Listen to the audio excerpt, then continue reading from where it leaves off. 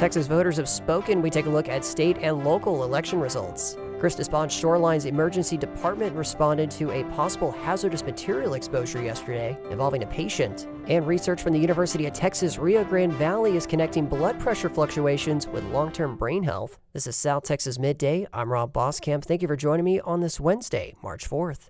Texas voters let their voices be heard yesterday. Those who chose to go to the polls in the past 2 weeks have made their decisions on who will be running for state and local office across the region and state. The newly drawn U.S. congressional map saw all incumbents win their races for the same general area. The Texas Senate primary will have a runoff for the election side. Incumbent Senator John Cornyn, who's held the seat since 2002, will face Attorney General Ken Paxton. The Texas Newsroom's Blaze Gainey has the details. The race was expected to go to a runoff that will be held May 26. Cornyn gained majority of the vote, but not over 50%.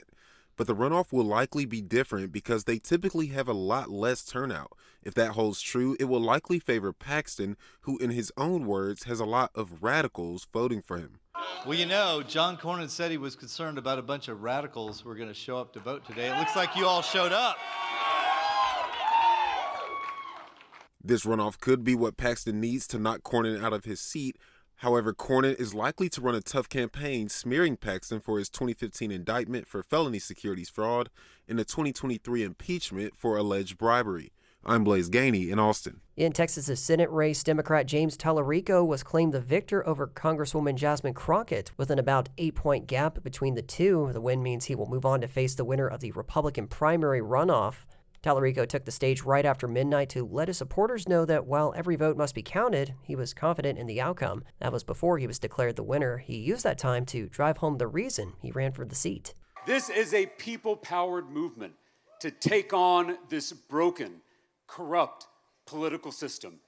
This is truly a campaign of, by, and for the people. Texas Democrats haven't won a statewide race in over 30 years, but polls show Tallarico could break that losing streak depending on who he faces in the Texas primary. After he was officially awarded the Democratic spot, he sent out a press release saying, quote, "We're about to take back Texas." Tallarico won almost all South Texas counties except for Kennedy and a tie in Refugio County. As for South Texas congressional races, Spencer Chioc has more. In District 34, which spans from Cameron County to the majority of Nueces County, incumbent Democrat Vicente Gonzalez defeated Democratic Socialist challenger Etienne Rosas by a little more than 60% of the vote. On the GOP side of the ticket, despite initial projections of a runoff, Trump-endorsed candidate attorney Eric Flores won the crowded race with 56% of the vote. Notably, he defeated former Congresswoman Mayra Flores, who previously lost to Gonzalez twice. In 2024, the district was won by Gonzalez by less than 3%. In District 27, which includes the Victoria area and the Washington Coles neighborhood of Corpus Christi, GOP incumbent Michael Cloud won his race against Lieutenant Colonel Chris Hatley. On the Democratic side, school teacher Tanya Lloyd will once again be the nominee. In 2024, Cloud won with a 66-34 split. In District 15, GOP incumbent Monica de la Cruz ran unopposed, and Tejano singer Bobby Pulido secured his spot as the Democratic nominee. For KEDT News, I'm Spencer Chioc. As for the state, Governor Greg Abbott easily won the Republican primary and will face Democrat Gina Hinojosa, a Texas House member, in November. And Lieutenant Governor Dan Patrick also cruised through his primary, but his Democratic opponent isn't clear yet, with that race likely headed to a runoff. Former State Senator Don Huffines won the Republican nomination for Texas Comptroller after President Donald Trump endorsed him. Meanwhile, the Republican race for Texas Railroad Commissioner will head for a runoff. Primary races for both the Republican and Democratic nominations to replace Texas Attorney General Ken Paxton appear to be headed for a runoff. The Attorney General serves as the state's top lawyer, and there was no incumbent this year because Paxton's running for U.S. Senate. The Texas Newsroom's Rachel Lindley has more. Congressman Chip Roy and State Senator Mays Middleton are headed to a primary runoff election in May to see who will be the Republican nominee for Attorney General. That's because neither of them reached the 50% plus one threshold needed in Texas to win a party's nomination outright. Meanwhile, early results for the Democratic primary showed State Senator Nathan Johnson from Dallas in the lead, but still short of the percentage needed to avoid a runoff. As of Wednesday morning, former Galveston Mayor Joe Jaworski and Dallas attorney Tony Box both had around 25% of the votes. I'm Rachel Ozier-Lindley in Dallas. Last night's election results mean there will be a new Texas Agriculture Commissioner. The Texas Standard's Michael Marks has more. Agriculture Commissioner Sid Miller lost his Republican primary race against challenger Nate Sheets last night.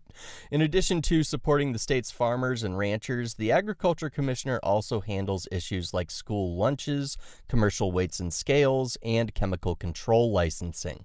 Sheets beat Miller by 5 percentage points.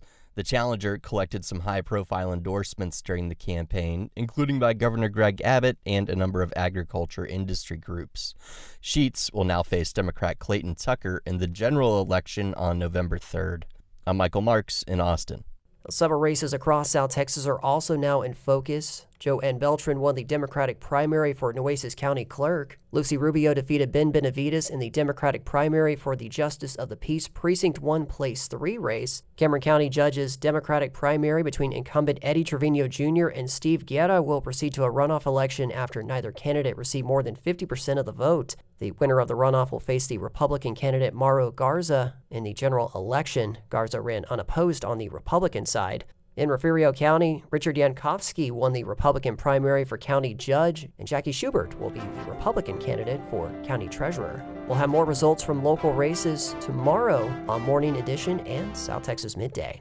3 News reports that Christus Spohn Shoreline's emergency department responded yesterday to a possible hazardous material exposure involving a patient who was brought in by Corpus Christi firefighters. According to Corpus Christi Fire Department Assistant Chief Tony Pettis, a CCFD medic unit went to a residence around 2 p.m. for a medical call. The patient was taken to Christus Spohn Shoreline, where hospital staff and medics noticed the man's findings contained a possible hazardous material, according to Pettis. Out of caution, the hospital's emergency department was placed on temporary diversion while Corpus Christi firefighters conducted cleanup, decontamination, and atmospheric monitoring. Additional details about the patient or the suspected substance were not immediately released. And according to Chief Pettis, no terrorism is suspected.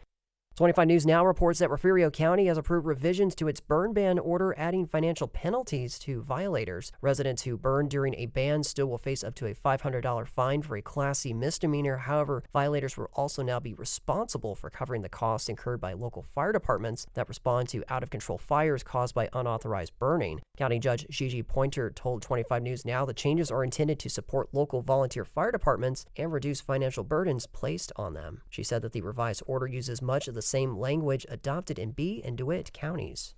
In Brownsville Point Isabel Independent School District board members voted unanimously Monday against $160 million in property tax incentives for a liquefied natural gas export company proposing to invest $4 billion into the city. The Rio Grande Valley Business Journal reports that it's the second time the school board rejected a corporate tax incentive for Texas LNG, and the third time it voted against LNG tax abatements in general. In 2022, Texas LNG proposed a different economic incentive program under the Chapter 313 program, which has since been eliminated, but the school board voted against it. The Rio Grande Valley Business Journal is in partnership with KEDT. Barely a week out from the opening of the new Bob Hall Pier, Nueces County officials are frustrated by reports of anglers drilling holes into their new deck. Work with the sheriff's office, and I'm hiring off-duty sheriff deputies that I'm paying for out of my budget to patrol this pier. That was Scott Cross, director of Nueces County Coastal Parks, speaking with 3 News. He said officials are working with the sheriff's office to increase patrols to prevent further damage. Social media posts show a man drilling a hole into the deck of the newly reopened pier on Padre Island to secure a fishing rod, and he's not the only one. Officials say they have found multiple holes in the deck caused by anglers. Nueces County Commissioner Brent Chesney told 3 News the fisherman seen in the initial video is facing consequences. Cross said he supports alternatives that do not damage the structure, like easily removable PVC pipes to secure fishing rods. And research from the University of Texas-Rio Grande Valley is connecting blood pressure fluctuations with long-term brain health. But first, ponder this.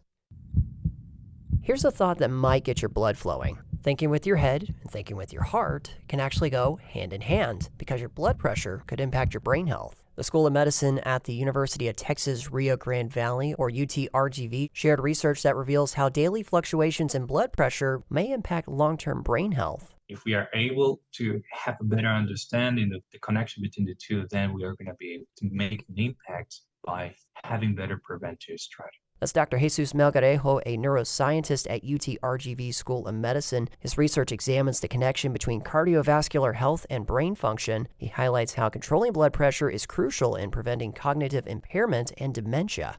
What we have to emphasize is to keep controlling your blood pressure. That is making sure that you check your blood pressure, that if you are taking medication you go to your doctor's appointment, or you make sure that your blood pressure is under control. So that will be the long-term benefits, and the one that we know right now we should prioritize. Disruptions between the two can lead to impaired brain function and increased stroke risk. Research suggests it's not only how high blood pressure rises that matters, it's how much it fluctuates in a 24-hour period. At a recent American Heart Association conference on hypertension, Melgarejo presented findings linking 24-hour blood pressure erraticism to cognitive decline. He says it can be used as a biomarker for individuals at higher risk. Blood pressure variability is already identified as a potential marker of cardiovascular health since the 90s. And the evidence that we are contributing, other scientists as well, in the recent decade, is the impact of that blood pressure variability on brain health. That's the connection between the two that has gained a lot of interest. Studies have shown that consistently elevated blood pressure increases the risk of cognitive impairment and dementia. Melgarejo's work breaks down the complexity of blood pressure down to the ebbs and flows of every few minutes. Last year, the American Heart Association and the American College of Cardiology published their guidelines for the management of high blood pressure. That's the first guideline that is in their hypertension guidelines. They are publishing, they are documenting the relevance, not only for the heart, but now for the brain. For the brain, we have known that for a stroke for many years, but for the brain too, in terms of cognitive impairment and dementia. So that should be the priority. Gladys Maestre, a professor of neuroscience at UT-RGV and a longtime mentor to Melgarejo, said that the findings could lead scholars to better understand blood pressure's connection with not only the brain, but other parts of the human body. The thing is that not only blood pressure can affect the heart and the brain and the eye and the kidney. I think it's very important also that to highlight that the impact of his research is not only related to one organ, but to the whole system, which is the body, and the very sensitive organs are to blood pressure changes. The research also assesses arterial stiffness and retinal imaging to understand the connection between eye and brain health. Melgarejo is currently leading a study examining blood pressure patterns in more than 250 patients across the Rio Grande Valley. He hopes to have about 400 participate to solidify the findings. Last year, he also began a vascular assessment program with 75 participants. Here in the Valley, we are doing 24-hour assessment. Our research participants, we are setting up the 24-hour blood pressure monitoring devices. They are programmed to take their readings every 15 minutes and 30 minutes of time. We are one of those very few who are looking into 24-hour blood pressure variability and cognition. There is thousands of people looking into 24-hour blood pressure variability and cardiovascular health. As rates of dementia and cardiovascular disease continue to rise nationally, the research is helping to identify earlier, more precise ways to detect cognitive risk. The Rio Grande Valley has one of the highest dementia rates in Texas, nearly double the national average. That's driven by risk factors such as cardiovascular disease. The South Texas Alzheimer's Disease Research Center reported last year that Texas has the fourth highest number of Alzheimer's disease cases in the nation, along with the second highest number of deaths from the disease. And that is the latest news and information on South Texas Midday. I'm Rob Boskamp. Your community arts calendar and more is on the way.